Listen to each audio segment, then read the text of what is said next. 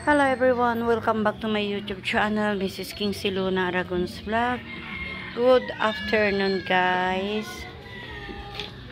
Ayan, dumadami na yung aking yung pako na Boston Fern.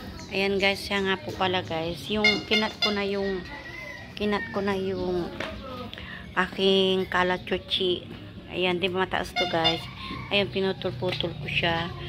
Try ko maging bonsai pero hindi ko pa alam masyado mag-bonsai ngayon. Yung mga kinat ko ngayon nilipat ko dito lahat. Yan. Yan na Yan guys.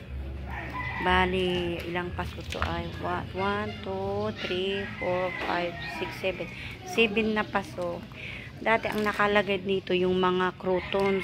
Ngayon, napabayaan ko, namatay. Kaya ang ginawa ko na lang yung mga kalachuchi, ito ay nilagay ko na lang sa paso.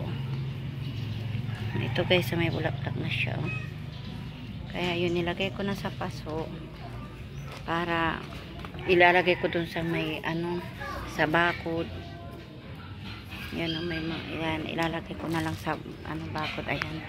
Tapos mayroon din tayong lalagyan natin ng mga puting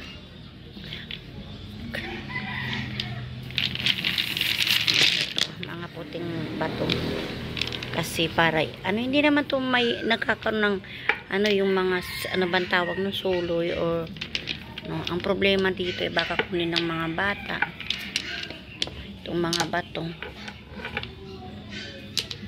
Kasi yung mga bata dito, ang ganda ng nito yung ugat, pwedeng gawing bonsai. Hindi ko lang kasi alam kung paano mag-bonsai. Kaya pero sa susunod pag nakabili ako ng kawa, itong gagawin ko. Lalagyan ko lang siya dito. Ayan guys. Ayan. Hintayin ko mag-sure na mabubuhay siya. Kasi ang gusto nito guys, yung sa mainit, hindi masyado nadidiligan. Lalagay ko doon. Kasi wala na yung kulungan ng kalapati ng aking anak. Kaya doon ko ilalagay. Ayusin ko yung bakod.